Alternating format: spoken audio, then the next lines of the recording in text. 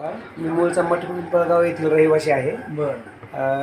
सध्या मी मागील 1.5 वर्षापासून प्राथमिक शिक्षक म्हणून रायगड जिल्हा पेण शहरामध्ये कार्यरत आहे. आणि माझा भाऊ पण योगायोग आहे की माझा छोटा भाऊ तो पण गेल्या वर्षी 1.5 वर्षापूर्वी जिल्हा परिषद शिक्षक म्हणून सातारा जिल्हा परिषद फलटण येथे कार्यरत आहे.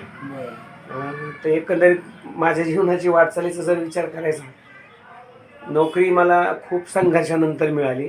स्वप्न हे सुरुवातीपासूनच होतं की शिक्षक व्हायचं आणि शिक्षक होऊन पिढ्या घडवाव्या, काहीतरी सामाजिक योगदान द्यावं. शासकीय भरती प्रक्रियामध्ये होणारी जी काही दिरंगाई आहे त्यामुळे थोडासा उशीर लागला, परंतु तरी मी काही थांबलो नाही. म्हणजे ठीक आहे, आपण गव्हर्नमेंट शिक्षक जरी नाही झालो तरी आपण स्वतः शिक्षक म्हणून स्वतःचे क्लास ट्युशनच्या माध्यमातून जेणेकरून गुणवत्ताही निर्माण करता येईल आणि विद्यार्थ्यांमध्ये सुसंस्कार आणि भविष्याची त्यांची वाटचाल चांगली सुकर व्हावी या दृष्टिकोनातून मार्गदर्शनही करता येईल. ह्या अनुषंगाने मी काम करत राहील. आणि हेही थोडेसे नोकरी, कारण कौटुंबिकची काही परिस्थिती होती त्याची जाणीव सतत मी ठेवली. कारण आई आणि वडील टेलर काम करून आमचं शिक्षण झालेलं आहे. बॅकग्राऊंड जर कुटुंबाचं विचारात घेतलं तर शेती वगैरे काही नाही, भूमी, आणि वडील टेलर, आई टेलर. टेलर कामातून गावामध्ये काम करत असताना जेवढं काही यायचं त्याच्यातून आम्हाला मात्र एवढं डोक्यात होतं वडिलांचं की शिक्षण व्यवस्थित करा, तुम्हाला काय लागलं ते सांगा. कधी आम्हाला शिक्षणासाठी प्रोत्साहन देतो. कारण कामाला कधी जाण्याची गरज येऊ दिली नाही. जे आहे त्याच्यामध्ये आपण आपलं शिक्षण करा म्हणून आम्ही म्हणलो शिकत राहिलो. क्लास घेतो ते असं ऐकलं मी. आता कसं झालं की 2009ला माझं D.Ed पूर्ण झालं. आता थोड्याशा ज्या परिस्थितीशी झुंजत असताना अपयश सुरुवातीला आलं. 2010च्या भरतीमध्ये मी हुकलो, पण मी थांबलो नाही. कारण आपण करत राहायचं प्रयत्न. भरती होईल तेव्हा होईल त्याची वाट पाहत आपलं घराची परिस्थितीचा विचार करून क्लासेस चालू केले. एका NGO मध्ये पण मी शिक्षक म्हणून जॉईन झालो. लाईट ऑफ लाईफ ट्रस्ट नावाची NGO, तिथे मी इंग्लिश टीचर म्हणून जॉईन झालो. 2 तास पार्ट टाईम तिथे काम करायचं, स्वतःचा अभ्यास करायचा आणि ट्युशनमध्ये 2 तास द्यायचे. अशा पद्धतीने चालू होतं. विविध येणाऱ्या संकट आणि या सगळ्या गोष्टींनाहीच मी कधीच नमलो नाही. कारण आईवडिलांचा साथ होती, मार्गदर्शन होतं, आशीर्वाद होता आणि समाज बांधव पण वेळोवेळी भेटणाऱ्या तुम्ही पण नेहमी भेटायचे तसे मार्गदर्शक असायचे वेळोवेळी. कारण एक स्वभाव माझा आहे की मी काही जरी अडथळा असेल किंवा काही असेल सकारात्मक नकारात्मक गोष्टी मी जवळच्या लोकांना बोलून दाखवायचं. आपल्या लोकांना बोललं की ते आपल्याला मार्गदर्शन करायचे. म्हणजे कधीच निगेटिव्हिटी आली नाही. धडपड करत राहिलो, हार मानलीच नाही. भरती 2010 नंतर झालीच नव्हती. शिक्षक भरती जी झाली ती 2017ला झाली. मग त्याआधी TETची पात्रता वगैरे, ती पहिलीच TET पात्रता 2013ला मी मिळवली, परंतु भरतीच नाही. 2014 गेलं, 15 गेलं. त्यात 2015ला एक मोठं संकट आलं. भावाचा ॲक्सिडेंट झाला, त्याच्यामध्ये भावाचा पाय गेला, पण त्याच्यातही हार नाही मानली. विश्वास होता की नाही ठीक आहे, याच्यातून आपल्याला काढलं. आणि ते करत असताना मग क्लासेस वगैरे, मग भावालाही त्यालाही तो काही निगेटिव्हिटीमध्ये जाऊ नये म्हणून मी भावाला क्लासेसमध्ये त्याला एक जबाबदारी दिली. तर त्याचं मॅथ सायन्स चांगला असल्यामुळे त्याच्याकडे ती जबाबदारी दिल्यामुळे त्यालाही कॉन्फिडन्स वाढला की पाय गेला तरी काय झालं, आपल्याला आपलं जे नॉलेज आहे त्याचा उपयोग करून आपल्याला पुढे वाटचाल करत राहायचं. तो पण शिक्षक. यस, मग यश असं मिळालं की मग त्या सगळ्या धडपडीमध्ये ते कुठं जिल्हा परिषद सातारा इथे मॅथ सायन्स टीचर म्हणून जॉईन झाला. 1.5 वर्ष झालं. शिक्षण शेवट 1.5 वर्ष. गरीब परिस्थितीत कारागिरी पण शिकली असं ऐकलं मी. 10वी नंतर थोडं शिक्षण बंद होण्याची परिस्थिती होती. म्हणजे बंद म्हणजे वडील म्हणतो बाकी इथपर्यंत खर्च जास्त आहे ना, तर आपली तेवढी परिस्थिती नाही. आणि आपलं कारागिरी आपला व्यवसाय आहे समाजाचा, तर मग आपल्या घरात नाही करत कोणी, तर तू शिक. आणि थोडंसं तेवढं आपलं परिस्थिती बदलायला एक अपेक्षा होती. मग त्या हिशोबाने मी कारागिरी शिकलो. 2 वर्ष शिक्षणाला गॅप 10वी नंतर. आणि गेवराईला मावस मामा आहेत, नंदुशेठ दैवळ, गीता ज्वेलर्स, तिथे मी काम शिकलो. त्यांनी पण आपल्याला सांभाळलं, व्यवस्थित मार्गदर्शन केलं. मावस भाऊ आता तिथं कारागिरी शिकलेला 2 वर्ष अगोदर, त्यांनी कारागिरी शिकलो मी. पण डोक्यात एक होतं की नाही मला शिकायचं. कारण 10वीपर्यंत मी वर्गात पहिला नंबर घेऊन मला जर शिकायला मिळत नाही तर मग काय, तो शिकायचं. मला विश्वास होता की परत शिकण्याची संधी मिळेल, पण आपली कारागिरी आपल्याला आली पाहिजे, ती पण शिकलं पाहिजे. प्रामाणिकपणे रात्रंदिवस काम करून शिकलो 1 वर्षात. आणि मग परत मग दुसऱ्या वर्षी ॲडमिशन घ्यायचं होतं मला तिथं काम करत असताना, पण लेट झालं ॲडमिशन.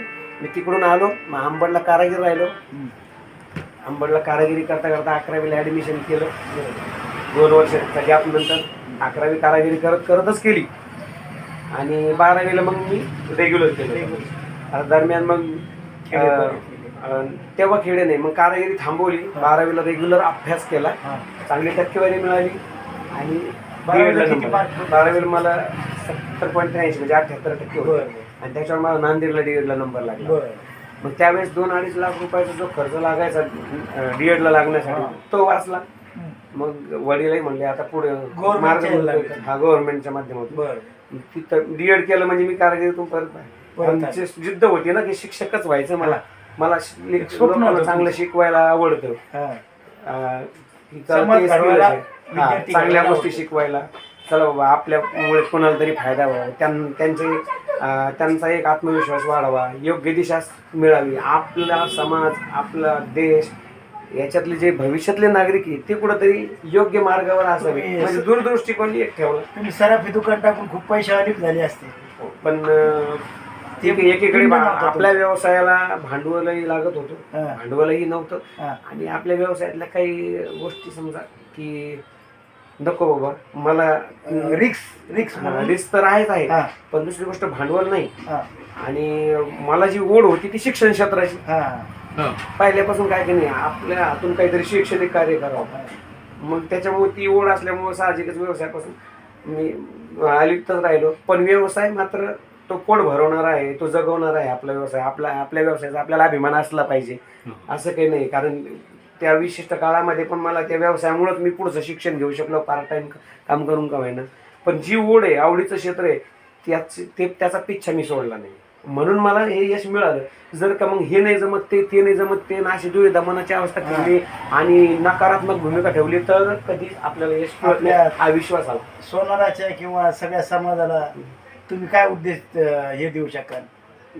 आपल्या समाज बांधवांना, भावी पिढ्यांना, विद्यार्थी बांधवांना एवढंच सांगेल की जीवनामध्ये विविध संकट येत असतात, अडथळे येत असतात, आपण वाटचाल करत असतात.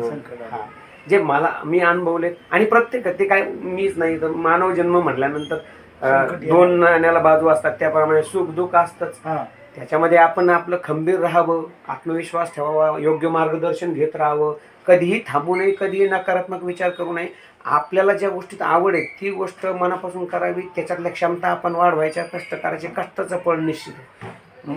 मधला काळ असा होता माझ्या असं वाटलं होतं की यार मी विद्यार्थ्यांना शिकवून द्यायचो ट्युशनमध्ये की कष्टाचे फळं मिळतात म्हणून. आणि माझी स्थिती अशी झाली, हे जे यश माझ्यासोबत लपंडाव खेळत होतं म्हणजे 13ला शिक्षक पात्रता मिळवली, भरती नाही, 17ला भरतीची परीक्षा झाली, याद्या नाही, मार्क चांगले मिळाले, असं वाटलं राज्यामध्ये मी 3,500 क्रमांकात होतो. म्हणलं आपलं होईलच. ते आरक्षण वगैरे या सगळ्या गोष्टी मग कमी मार्कवाले लागतात, शासनाच्या निर्णयामुळे जास्त मार्कवाले राहतात, तशी स्थितीमुळे मी अडकलो खरा. पण यादीच 1.5 वर्ष लांबली, 19ला यादी लागली. ओबीसी समाजाचा काही फायदा झाला? ओबीसीमुळे ओपनचं 2 मार्कांवरून होतं, पण ओबीसी असल्यामुळे 2 मार्क मिळालं, पण तरी 2 मार्कांना अडकलो होतो. मग ते 19ला अडकलो तर तरी मग मी पिच्छा सोडला नाही. मी हार नाही म्हणलं की 2 मार्कांना आपल्याला आता घरीच बसावं लागतंय. आणि त्याच्यात एक शासनाचा काही एक निर्णय होता जो बीएससीच्या फेवरमध्ये होता, त्याच्यात बीएससी 82 मार्कावाला लागला, काहून त्याचं बीएससी होतं म्हणून. आणि मी ज्या वेळेस मी पात्रता मिळवली टीईटीची तेव्हा असं काही नव्हतं की 6वी 7वी 8वीला बीएससी असायला म्हणून. मी आपलं मॅथ सायन्स टीचरची पात्रता परीक्षा पास झालो. ती पात्रता असताना सुद्धा त्यांनी बदललेला निर्णय आमच्यावर लादला की नाही तुम्ही बीएससी नाही म्हणून तुम्ही 6 ते आपलं शिक्षण.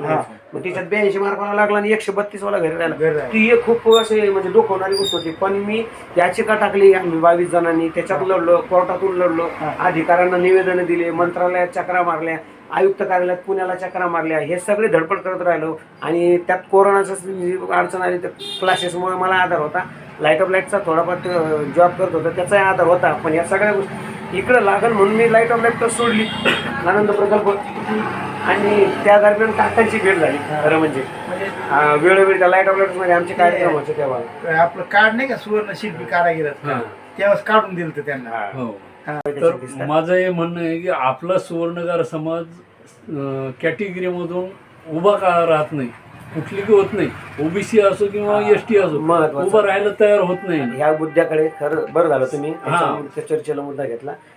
काय होतंय आपला समाज थोडंसं शिक्षणाच्या बाबतीत मला असं वाटतं उदासीन. निगेटिव्ह आहे की आणि व्यवसायाकडे ओढ जास्त आहे, हा. शिक्षणाचं काही खरं नाही आणि हे आपल्या समाजाची जास्त आहे, पण हे बऱ्याच लोकांचं बाबतीत तसं आहे. आपल्याला हा पर्याय कारागिरी आहे म्हणून ठीक आहे, पण तरी पण कारागिरीमध्ये पण आपला खूप संघर्ष करावा लागतोय ना आता. तर ती निगेटिव्हिटी आहे शिक्षणाकडे पाहण्याची. पण आजच्या अलीकडच्या काळात बरेच लोक आता जागरूक झालेत, शिकतायत आणि शिकावं जास्तीत जास्त, प्रयत्न सोडू नये. तर कारण याचा फायदा होतोच आपल्याला. पण आपण जर का ती पात्रताच मिळवली नाही तर मग आपल्यापर्यंत यश कसं येईल? हा, तर माझं म्हणणं आहे मग समाजाने आज सुवर्णकार व्यवसाय अद्दप घाईला आलेला आहे. आजची परिस्थिती पाहता आज सोन्याचे भाव, चांदीचे भाव एवढे वाढलेले हा, आहेत ग्राहक की 12 आणि 13,000 रुपये ग्राम सोनं झालंय. तर मग गिऱ्हाईक कारागिरी ठप्प झाली गिरायकी नसल्यामुळे. गिरायकी का ठप्प आहे की मार्केटमध्ये शेतकरी बांधवच नाही. ते शेतकरी बांधव जेव्हा मार्केटमध्ये येईल तेव्हा ते व्यवसाय सुरू राहील ना. कारागिराचं पोट भरतं एक वस्तू बनवण्यावर. हा, आणि ग्राहक, शेतकरी बांधव, ग्रामीण भागातले ग्राहक हे खरे ग्राहक आहेत वस्तू बनवणारे. हा, आणि हेच ग्राहक नसल्यामुळे कारागिराला काम नाही. आणि जे ग्राहक आहेत मार्केटमध्ये ते वस्तू बनवणारे नाही, ते फक्त गुंतवणूक करणारे. ह्याचा परिणाम असा होऊ लागला की जे कारागीर आहेत, जे छोटे दुकानदार आहेत आपले, त्यांचं या आजच्या या काळामध्ये खूप म्हणजे अतिशय व्यवसाय, मोठा व्यवसाय, दुकान चांगली जरी असलं तरी डब घ्यायला आहे. म्हणजे ते असं म्हणायला हरकत नाही की मोठा मासा लहान माशाला खात चाललं. ज्याच्याकडे पैसा भरपूर आहे तो बरोबर त्या पद्धतीने फक्त उलाढालीवरच काय ते करतोय. आणि जे कारागिरीवर, स्वतःच्या कलेवर, हस्तकलेवर जो पण भरतात त्यांची या ठिकाणी एक तर रेडीमेड मशिनरीच्या बाबतीत झालेलं आहे. म्हणजे सगळीकडून कारागिराचं आणि छोट्या दुकानदाराचं मरण. आता एकीकडे एकतर आपल्याला प्रयत्नपूर्वक म्हणजे झुंजारपणे एकतर ह्या परिस्थितीतून बाहेर येण्यासाठी आपल्याला आपल्या व्यवसायाच्या बाजूला जाऊन दुसरा एक मार्ग शोधावे लागतील. एक तर शिक्षणाकडे सकारात्मक दृष्टिकोनातून आणि प्रयत्नवादी दृष्टिकोनातून. हा, कारण आपण त्याच्या एकीकडे असं होतं की आपला समाज बहुतांश काय होतं की आपल्याच व्यवसायावर आपण अवलंबून राहतो, इतर काही गोष्टीकडे आपण लक्ष देत नाही. मग ते राजकारण असो किंवा मग इतर कोणतेही व्यवसाय असो की नाही आणि आपलं.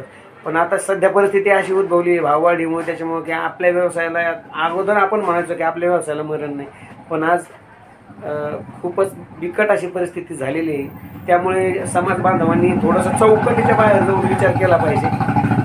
आणि आणखी विविध काय मार्ग अवेलेबल आहे, थोडंसं जागतिक परिस्थितीचा, सामाजिक परिस्थितीचा अभ्यास करून धडपड करणं गरजेचं आहे. शिक्षणाच्या जोरावर पुढे वाटचाल करणं गरजेचं आहे. सकारात्मक दृष्टिकोन ठेवावा.